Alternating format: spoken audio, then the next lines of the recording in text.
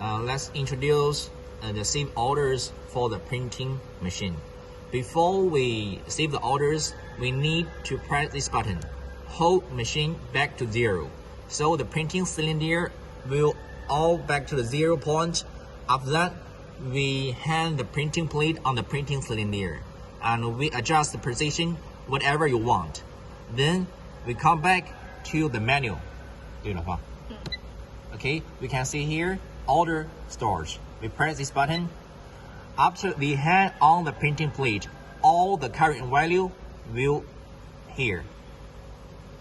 Okay, and we can press this one, order storage. We press this one, all this order will be stored in the machine, and this is the order number.